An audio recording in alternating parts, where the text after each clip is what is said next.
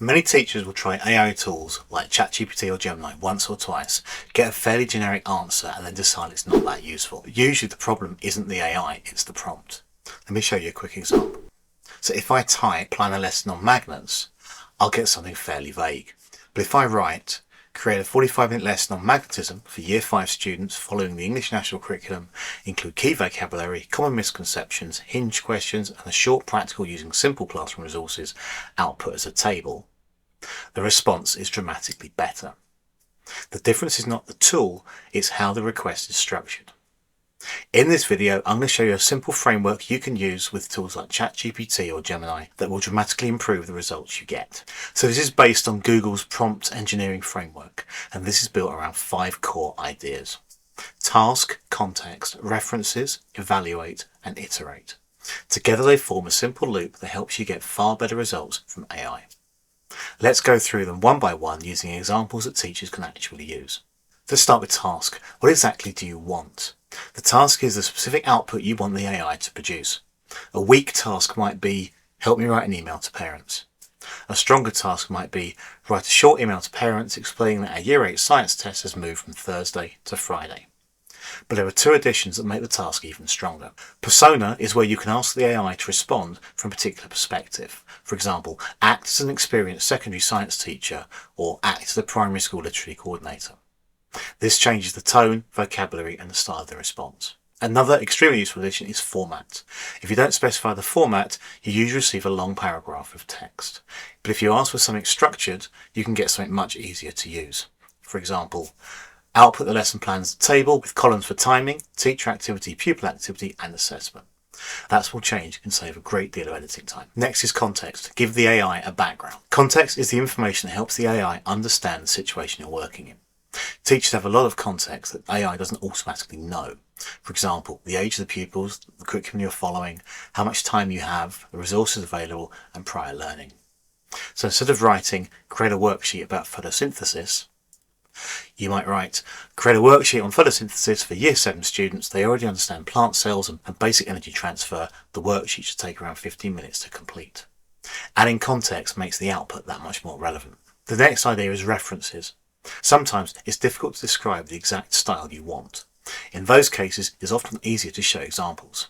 For instance, you might paste in an example of a worksheet you like, a model paragraph written by you, a previous set of feedback comments, then ask the AI to generate something new that follows the same style. For example, here are 3 examples of the style I use for end-of-term reports. Write 5 new comments in the same style. This approach often produces much more natural results. The 4th step is evaluation. AI tools are extremely useful, but they're not perfect. They can occasionally produce incorrect information or can make assumptions that aren't appropriate. They often hallucinate information.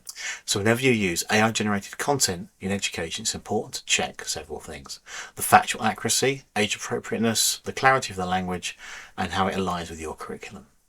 Think of AI as a helpful assistant, but not the final authority. You remain responsible for the quality of the material. The final principle is iteration. Prompting is rarely perfect the first time round. Instead, you adjust the prompt and ask again.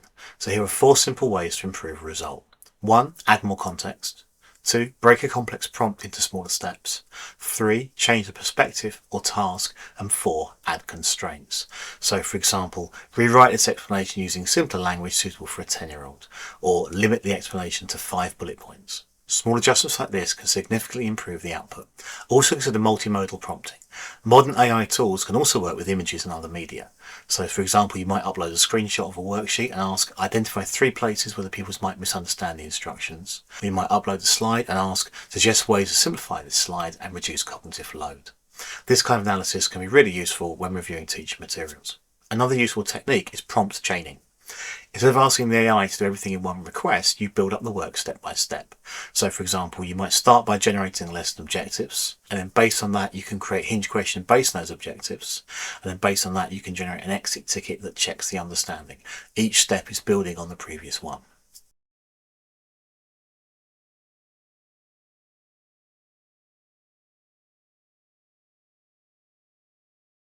You could also use the AI as a practice partner. So for example, you could ask it to act as a group of Year 9 students, ask questions about my explanation of electricity, or act as an experienced teacher mentor and critique this lesson introduction. This can provide helpful feedback for yourself and help you refine explanations or activities. Finally, there's a useful technique called meta prompting. So if you're unsure how to phrase a prompt, you can ask the AI to help. So you could use a prompt like, how could I improve this prompt to get better results? And the AI will often suggest additional context or constraints that will improve the output. So you're getting the AI to write the prompt for you. So the key idea to remember is this simple loop: task, context, references, evaluate, and iterate. Whether you're using ChatGPT, Gemini, or another AI tool, structuring your prompts in this way will almost always lead to better results. Instead of writing a single short request and hoping for the best, build your prompts layer by layer. When you do that, the AI becomes more useful, and it can save you a significant amount of time in planning, resource creation, and communication.